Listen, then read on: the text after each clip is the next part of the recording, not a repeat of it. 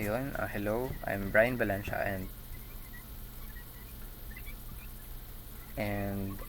ito yung program ko or yung Java code ko para sa login forms. Oh, hindi ko pala na-exit. Yan, punta lang tayo dito. Exit muna natin ito. Tapos, ito. Ay, yan pala. Ayaw nyo magpakita. Yan. Lalagay natin siya dito. So, ngayon, i-discuss ko yung code ko. Mamaya, i-attach ko na lang sa comment section yung Java code ko para mas makita and mas ma-review na maayos yung code. And also, yung output, mag-a-attach din ako doon sa comment section ko later. Pero, let's discuss yung aking Java code for login form.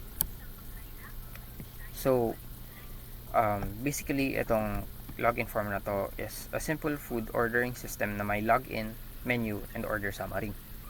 So, first, we have the login form. Ito siya. Yan.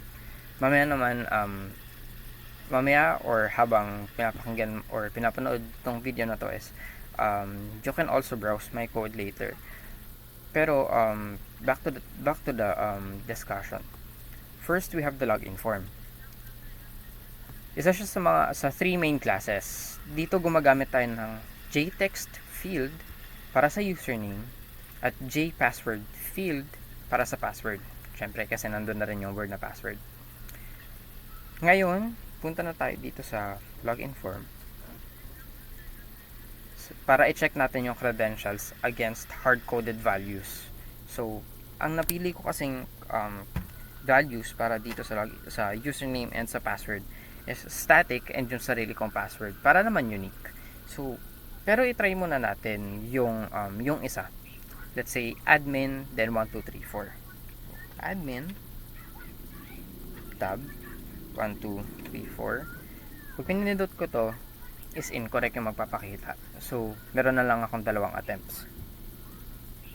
So, ngayon ilalagay ko na yung tama na values, which is static, then yung sariling passcode. Yan. Pinindot ng login successful. So ngayon, since meron siyang limit na 3 attempts,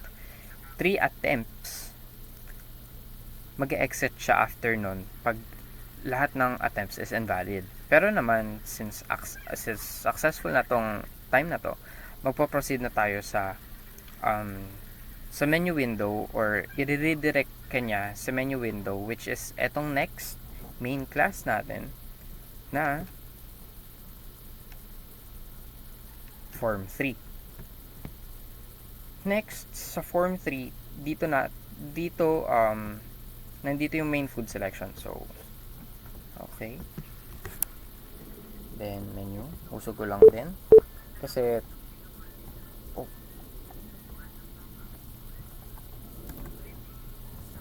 natatakpan niya yung ibang code. Ibang lines ng code. So, ngayon, nandito yung food selection. So, meron tayong 3 food selections, which is mochi, tacos, then ice cream. Iniba-iba ka na lang din para unique naman. Hindi katulad ng nandun nasa sample code. So, ngayon, nandito din yung unique toppings. Well, dito sa mochi kasi flavor siya. Pero nandito yung unique toppings per food. So, ito sa mochi, dito nagpapakita yung red bean, chocolate, matcha, strawberry.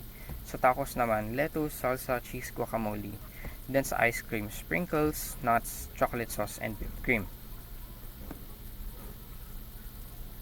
Kapag na-click yung ng user yung isang food, so yun na nga, pinakita ko na din.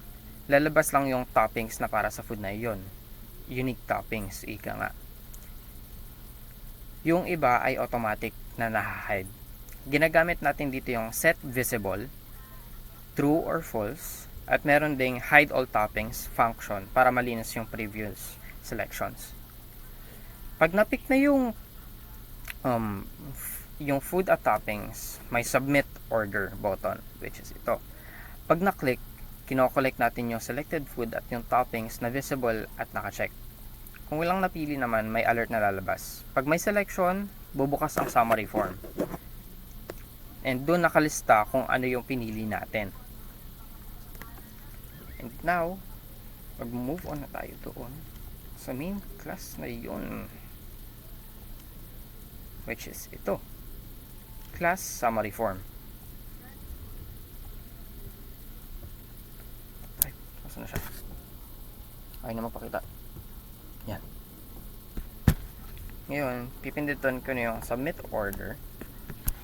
And ito na yung last part ng code natin. So, dito sa summary form, simple lang yung GUI. May JText area para ipakita yung order natin at may finish button para ma-exit yung program. So, ganun lang siya kadali. Event handling wise, lahat ng interactions gumagamit ng action listener. Yung food selection nagtitrigger ng show toppings, yung submit button nagtitrigger ng show summary, at finish button nag-exit ng application. Finally, kung titig natin sa scalability, kahit hard-coded yung toppings ngayon, pwede natin gawing dynamic yung toppings gamit arrays or maps para mas madali mag-add ng bagong foods at toppings in the near future. So, for other topic na yun.